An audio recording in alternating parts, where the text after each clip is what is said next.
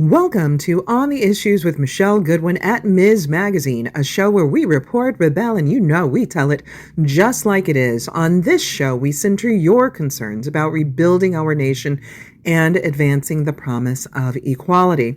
So join me as we tackle the most compelling issues of our times. On our show, History Matters, we think about the past as we pivot to the future. As we mark Domestic Violence Awareness Month this October, we know there's a long way to go when it comes to addressing the domestic violence crisis in our nation. From pandemic-era spikes in violence to the Trump administration's recent budget cuts and their impact on support for women and girls experiencing domestic violence, how are advocates and policy experts addressing the ongoing crisis? And to help us unpack these concerns, I'm joined by very special guests. Joining me in this episode are Lauren Schuster. She is the Vice President of Government Affairs at Urban Resource Institute.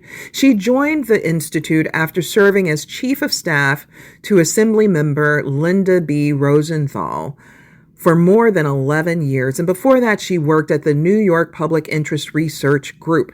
I'm also joined by Chris Negri. Chris Negri is the Associate Director of Public Policy at the California Partnership to End Domestic Violence.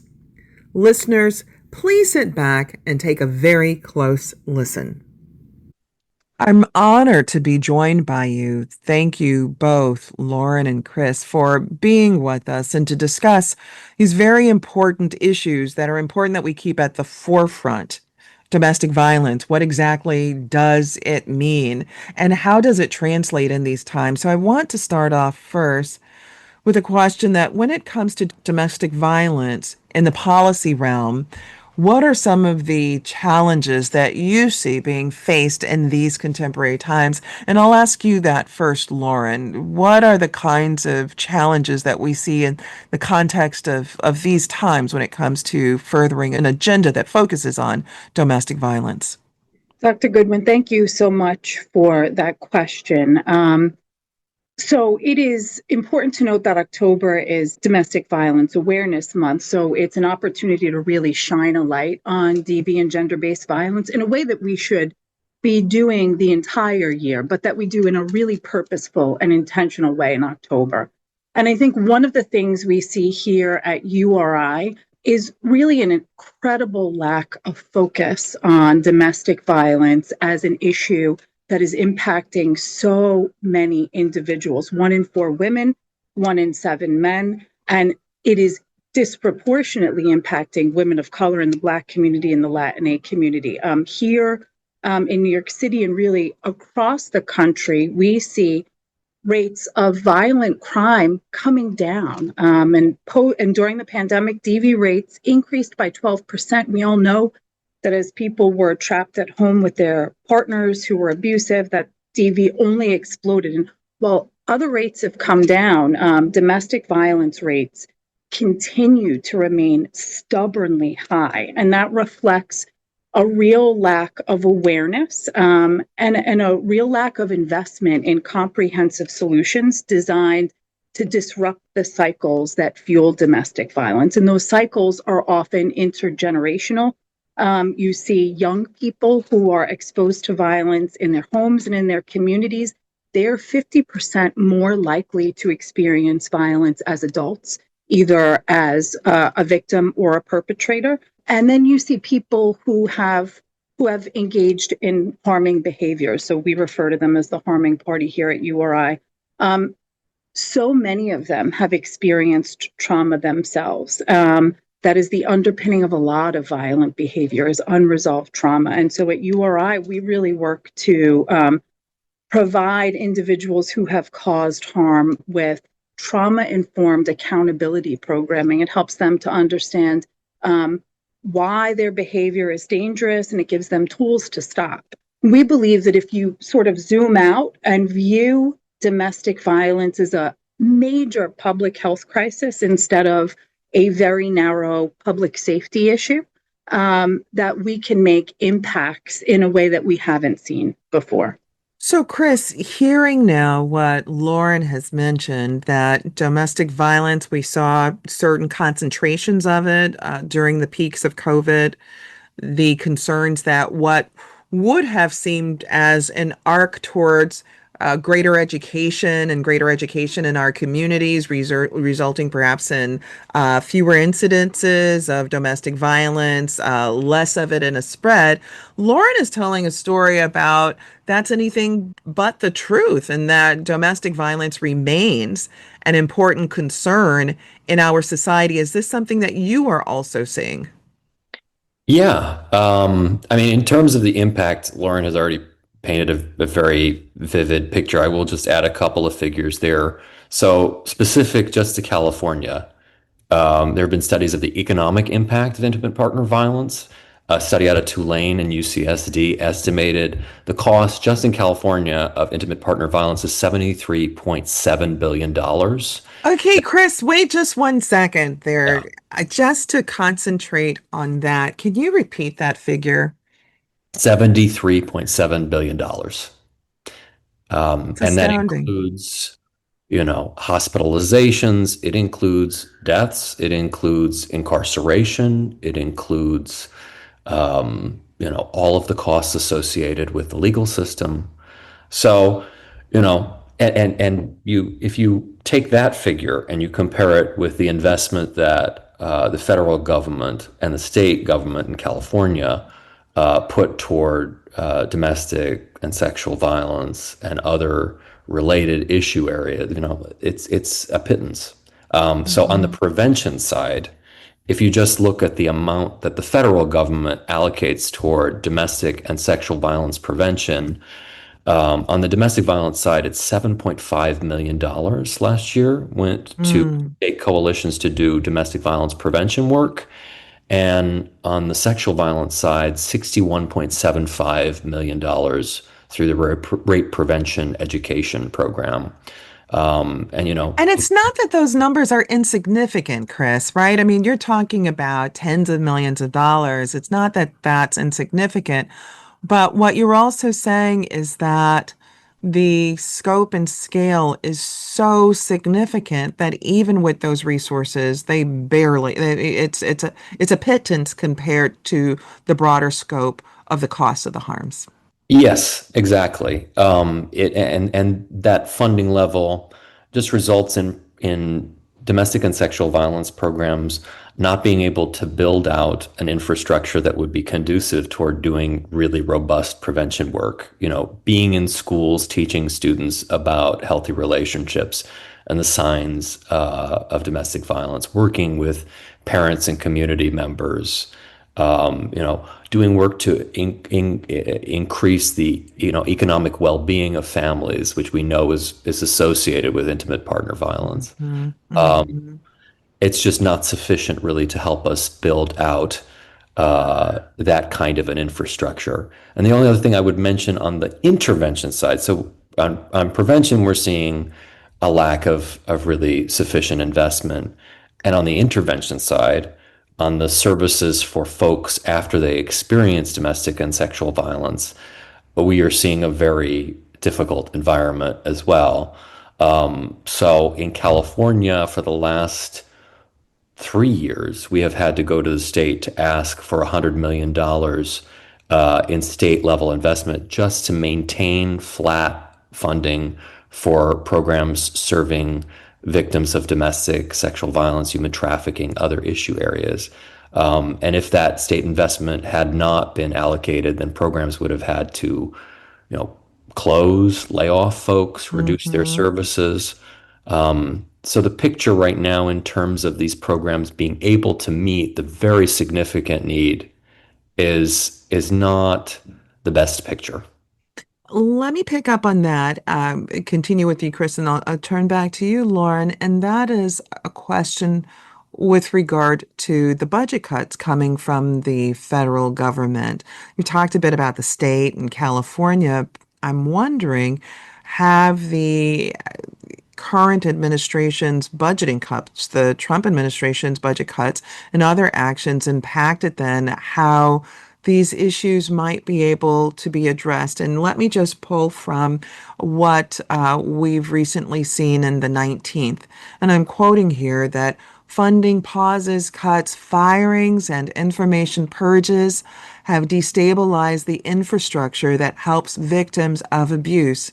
And at the same time, federal teams dedicated to preventing sexual violence are being decimated. Departments in charge of administering grants that fund shelters for those fleeing assaults have been deemed, quote, duplicative, DEI, or simply unnecessary. Chris and then Lauren, I'm wondering if you can speak to this in terms of whether what's happening outside of individual states is also having an effect in meeting the needs of intimate persons who've been the victims of domestic violence or the survivors or intimate partner violence. I will say for the service providers that we work with, uncertainty, including the uncertainty that we're in right now, particularly as we're filming this, or we're recording this right now, there's a government shutdown. I mean, that dramatically affects the ability of programs to do their work and to plan.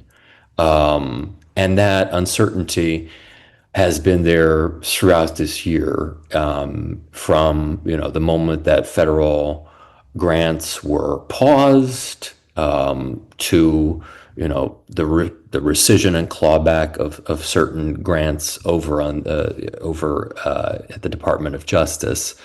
So, I mean, that is not good for survivors. We know that these agencies that serve survivors of intimate partner violence are already operating on very lean budgets, and are already dealing with a very significant amount of unmet need. Right now, just with the status quo, survivors, not all survivors, are able to access the services that they need, and that is just because of the lack of investment. So anything that complicates that, anything that makes Only adds to it, exacerbates it. Yes. So, Lauren, I pick up on that same question with you is, from the perspective of the federal government, do you see certain rollbacks that now affect the kind of advocacy work that could be done? And I want to add to that, in light of these funding cuts that Chris has talked with us about in state and federal level, how exactly do committed advocates such as yourselves, how do you fight back? So, Urban Resource Institute is the largest provider of DV shelter services in the country. We've been around for 45 years, and we have the capacity to provide a safe bed to just under 4,000 individuals and many pets on any given night. Sadly, the vast majority of the survivors in our shelter, they are children, just about 60%. And the impact of the actions of this administration since day one to today have created a chaos that Chris referenced that has made doing our work so much more challenging. Chris is right. We operate at the margins, whether you're a large agency like you or I that has 24 shelters, or a smaller one that has 9 beds in a tiny county in upstate New York. All of the changes, the backs and the forths with all of the policies that are happening on the federal level create a chaos that's hard to operate in. And for our survivors, 100% of them rely on SNAP benefits for their food. And so the budget that was passed earlier this year is already catastrophic for these families. That's now compounded by the shutdown and the impact that that will have on their ability to access food benefits and other benefits.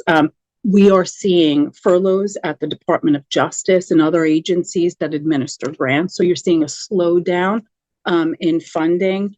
And this is creating an environment where providers don't know what is legal today, whether it's going to be legal tomorrow. We don't ask questions when people come to us for help. We're not asking them how they identify. We're not asking them what their immigration status is. We're asking them, how can we help? That is the most important question that we should be asking every survivor. And all of these policies are creating an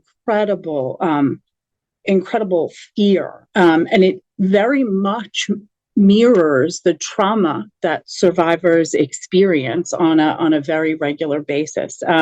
We're seeing things like the federal government threatening to pull transportation funding from New York for failing to comply with certain favored policies. And we're seeing the administration say things like survivors of violence won't be able to receive federal funding if they can't prove their immigration status. They can't produce their documents. Our survivors, like survivors across the country, they leave with very little more than the clothes on their back.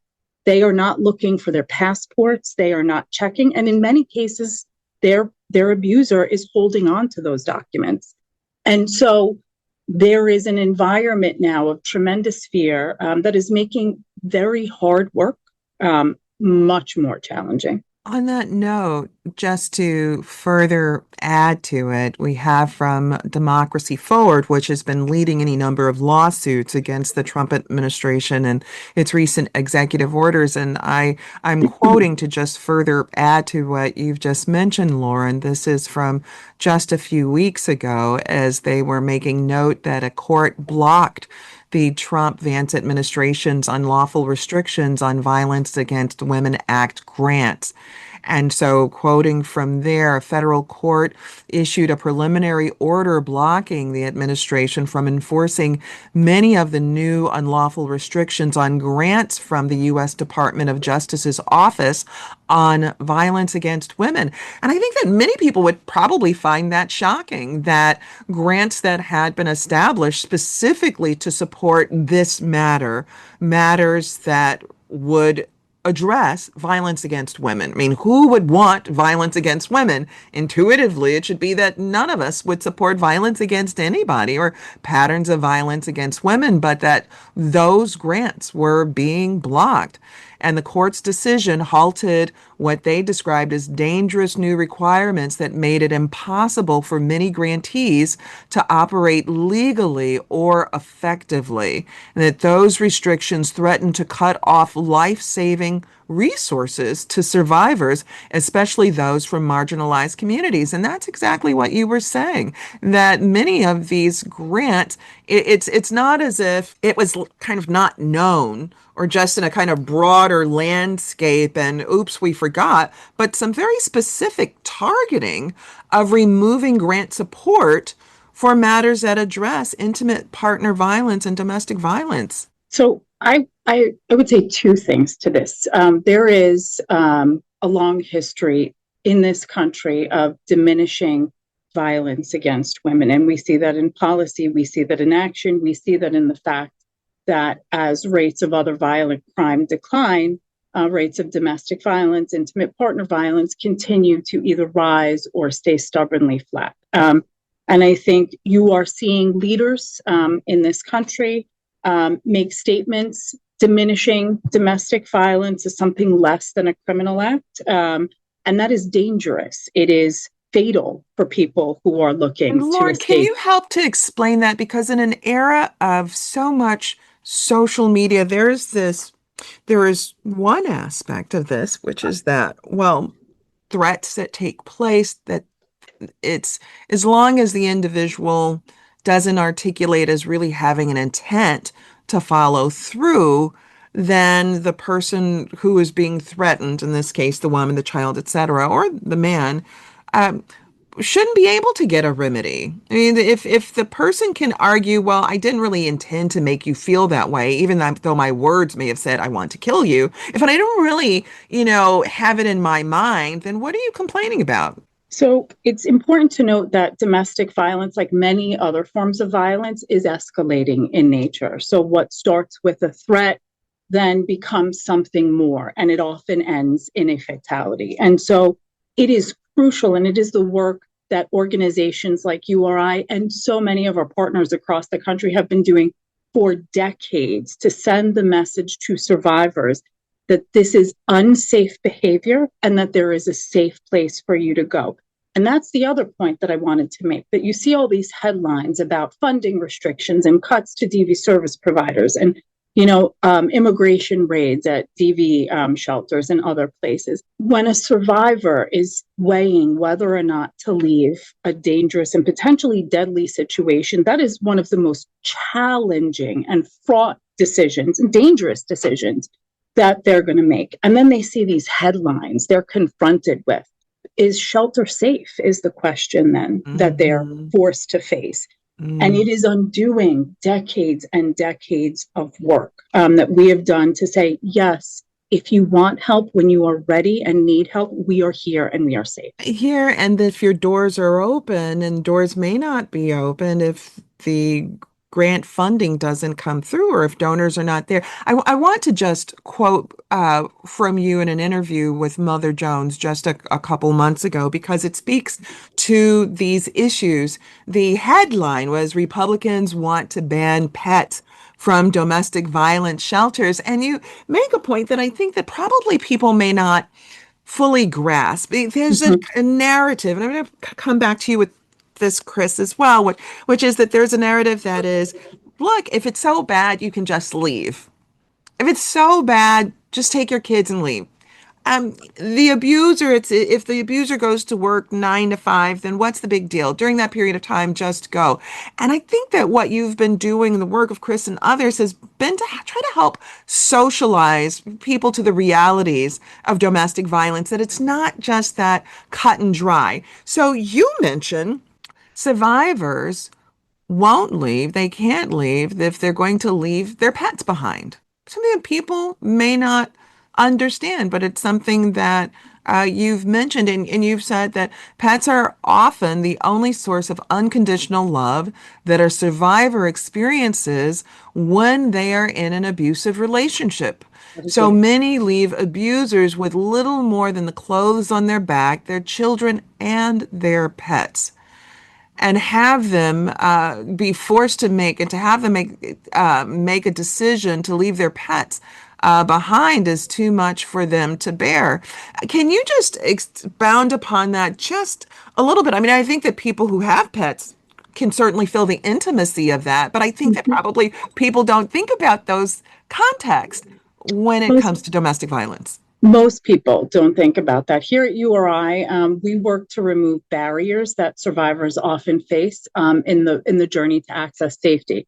And we found just about, it's about 13 years ago now, that one of the major obstacles and barriers to safety that survivors were telling us they faced was the fact that domestic violence shelters for families experiencing homelessness, were not pet inclusive. So if you were going to escape from a dangerous and abusive situation, you would have to leave your pet behind, give it to a family member, a friend, relinquish it somewhere. Pets are part of the family. I have cats, I've had dogs and turtles and fish, and you name it, I've had it. And I know that I could not bear to leave my animal behind. If I then had to leave knowing that I was leaving them in an unsafe situation where they were the object of threats or actual violence, which is the case, it would be an impossible decision. And URI did research. We partnered and we studied survivors, and 50% of them, in fact, said they could not or would not leave a dangerous situation if they couldn't take their pets with them. And so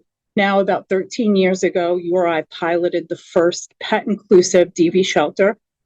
We did a small pilot in one of our shelters in Brooklyn, and since then it's grown.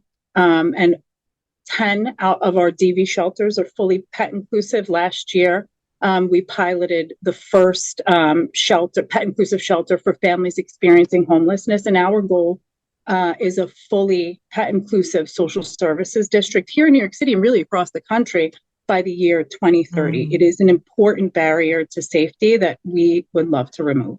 I would love to come back to you on that. I'm going to turn to Chris and talk about immigration, but I think that you're helping to socialize and build awareness about the fullness of the reality, the fullness of the person who finds themselves in a situation of domestic violence, and that it's not boilerplate, it's not cookie cutter, that in having full round lives, there are individuals who experience domestic violence who have their children, and children can be, uh, because of having children, that can be used, weaponized by an abuser to keep a person from leaving. And the same is true with pets or other things. And it seems to me that there's just this history of stereotype and stigmatization associated with people who experience domestic violence, as if it is their fault, or if they don't leave soon enough, it is their fault. And if only they change their behavior, things would end up differently. Well, perhaps coming back to that, but Chris, I'm wondering that in light of many of the actions that we are seeing right now, and amongst them, the concerns related to immigration, the concerns related to individuals who are being detained after appearing at courthouses, even at schools and churches. I'm wondering how domestic violence ends up being addressed when it's intertwined with immigration issues. And I wonder if you might be able to expound upon that. Yeah, well, I mean, in terms of, we've just talked about the things that survivors grapple with, that they consider when they are making decisions over, whether to reach out for help or whether to not. And immigration is one of those factors. An undocumented survivor will know, and often an abuser will say, I can use your immigration status and have you deported. I can have our children seized from you. It's an element in the maintenance and extension of control. And what we know is that when undocumented survivors feel unsafe in reaching out for help, they're going to remain in circumstances where they're going to be in significant peril. And that's going to, in turn, imperil all of us.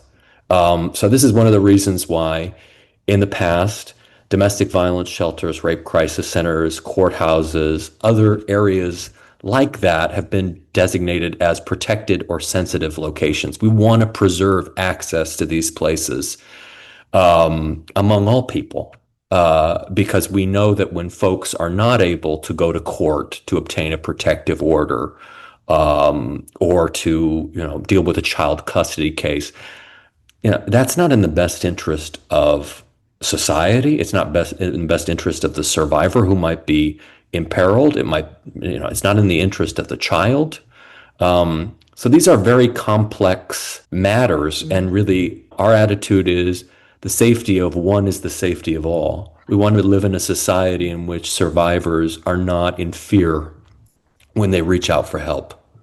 Well, in the Capital Weekly, and here I'm quoting an interview that you were in the Capital Weekly, and you explained that you've begun to see a drop in certain populations seeking services, and it's otherwise unexplained, except that right now there's such a crackdown and the fear that has been triggered with regard to immigration and ICE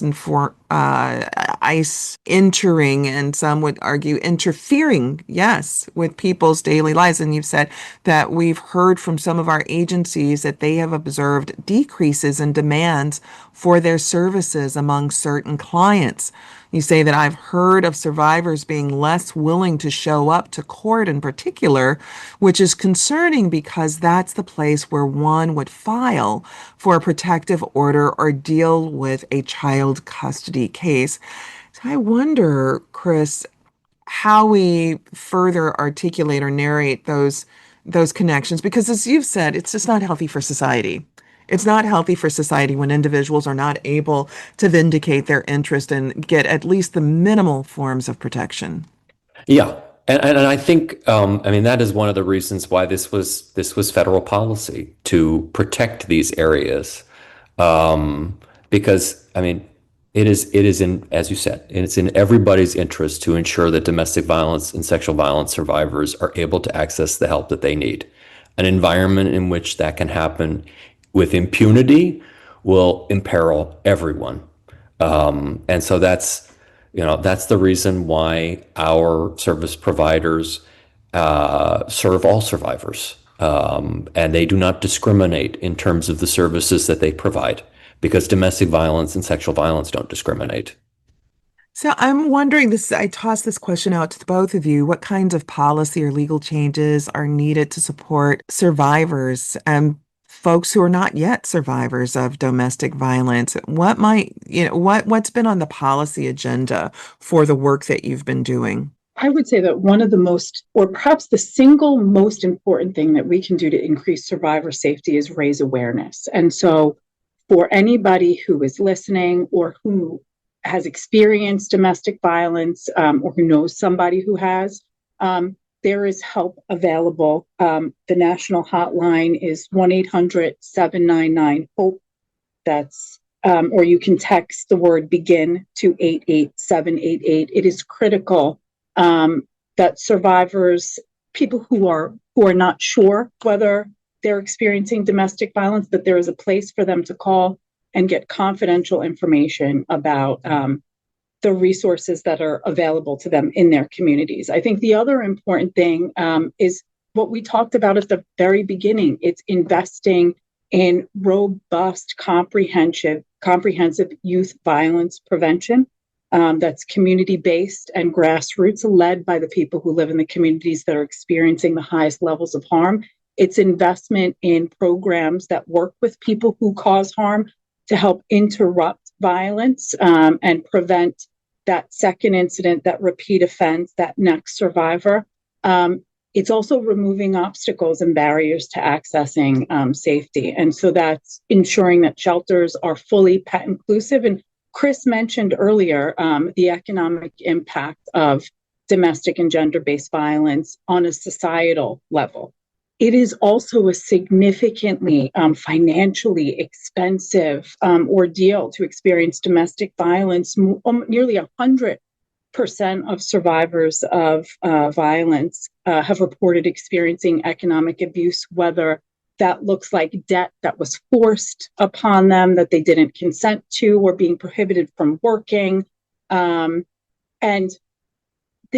many survivors cite this as the main reason that they stay in or return to a dangerous or violent situation. California has really incredibly strong legislation in place to protect survivors against coerced debt and economic abuse, to help them to get out from under that debt and make it easier for them to access safety. New York State is looking to follow suit right now. There's legislation before the governor, and we're really hopeful for her to sign it this year.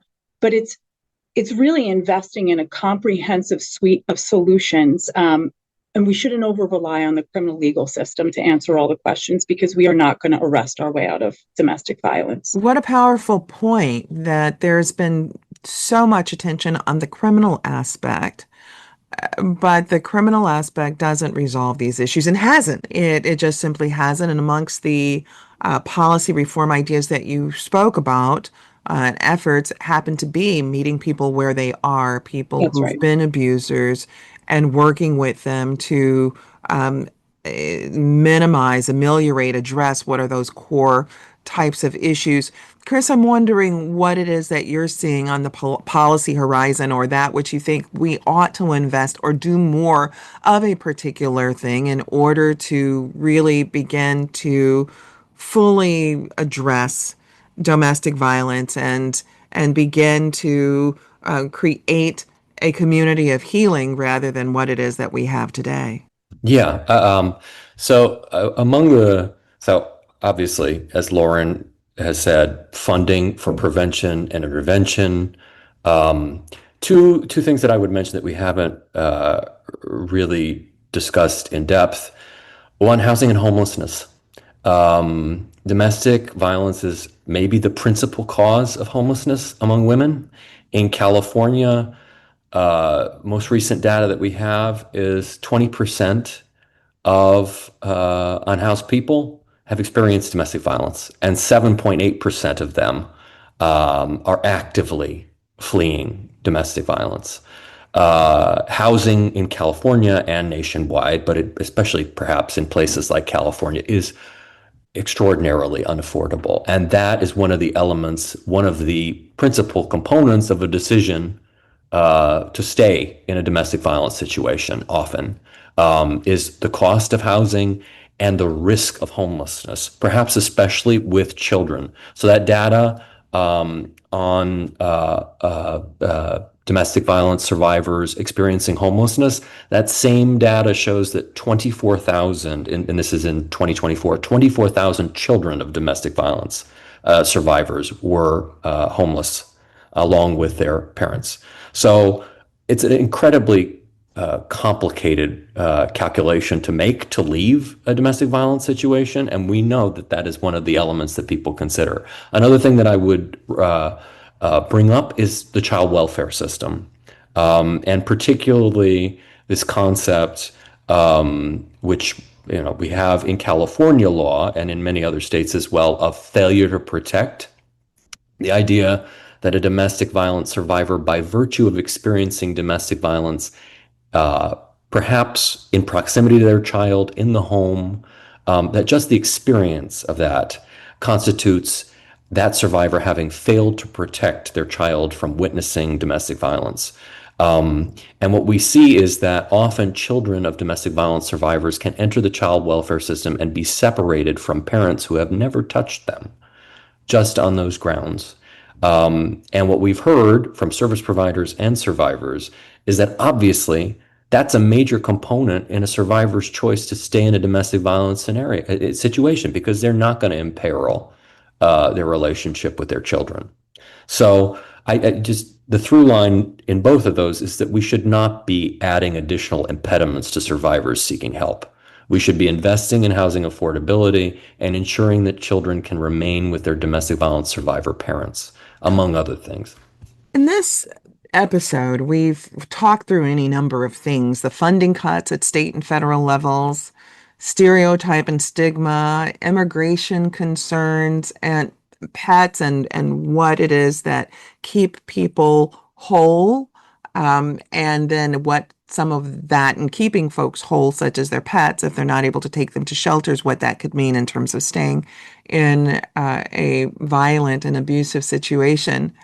The time goes way too much quickly, and there's so much more that I would love for us to get to, but so often our listeners are very interested in what are the points of hope that come out of what can be so fragmented and painful that's taking place in our times. And I'm wondering, what lessons can we see, lessons towards hope, that relate to your work? And I'll start with you, Chris. I mean, what gives me hope is the fact that domestic violence survivors and service providers built this system from scratch, with like paper clips and rubber bands on very, very tight budgets over decades with very, very hard work. And they're still in the fight. And the people who do this work, many of whom are survivors themselves, continue to advocate and remain, in these roles for decades and decades, out of really a deep, profound commitment to trying to end domestic and sexual violence. So that gives me hope, is just the people who do this work, and the fact that we have come a great distance from where we were in the 1970s, for example. This is a different society. This is a different system that we have, and that is not an accident. That is a result of the really hard, long work that advocates and survivors have put in. I will close this out with you, Lauren. This point of hope and silver lining, where do you find it? Where do you, what door do you open in order to see on the other side that there is progress being made and that there is something brighter ahead? Where do you find that? We open the door to one of our shelters, and you hear the laughter of children who are healing. You see the bravery of the survivors who have made the most difficult decision that they will face in their lives to choose something better for themselves.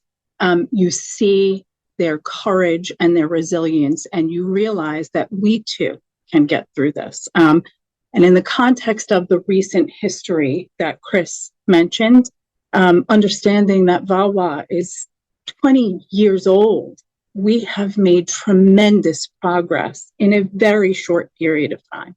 And though this feels like a potentially dark time, we're going to get past this, just like our survivors have gotten through what is hopefully the worst part of their journeys, and we'll come out on the other side better and stronger. I want to thank you both for joining me and helping to lift up these important issues. Lauren Schuster, and also I want to thank you, Chris Negri, for the important work that you do, for staying in the fight, for being dedicated, for articulating all over the place and being courageous yourselves and brave enough to continue doing this important work. Thank you very much for joining me. Thank you. Thank you. Guests and listeners, that's it for today's episode of On the Issues with Michelle Goodwin, and I want to thank my guest for joining us and being part of this critical and insightful conversation. And to our listeners, I thank you for tuning in for the full story. We hope you will join us again for our next episode, where we will be reporting, rebelling, and telling it just like it is, as usual. It will be an episode you will not want to miss. And for more information on what we discussed today, head to MsMagazine.com and be sure to subscribe. And if you believe, as we do, that women's voices matter, that equality for all persons cannot be delayed, and that rebuilding America, being unbought and unbossed, and reclaiming our time are important, then be sure to rate, review, and subscribe to On the Issues with Michelle Goodwin in Apple Podcasts, Spotify, iHeartRadio, Google Podcasts, Stitchers, wherever it is that you listen to your podcast. We are ad-free and reader-supported. Help us reach new listeners and bring the hard-hitting content you've come to expect by rating, reviewing, and subscribing. Let us know what you think about our show, and please support independent feminist media. Look for us at MsMagazine.com for new content and special episode updates. And if you want to reach us to recommend guests for our show or topics that you want to hear about, then write to us at ontheissues@MsMagazine.com. This has been your host, Michelle Goodwin, reporting, rebelling, and telling it just like it is. On the Issues with Michelle Goodwin is a Ms. Magazine and Ms. Studios production. Michelle Goodwin is the executive producer of Ms. Studios. Our producers for this episode are Roxy Zoll, Oliver Hogue, Mariah Lindsay, and Allison Whalen. The creative vision behind our work includes art and design by Brandy Phipps, editing by Natalie Holland, and music by Chris J. Lee. Our intern is Emerson Panagrahi.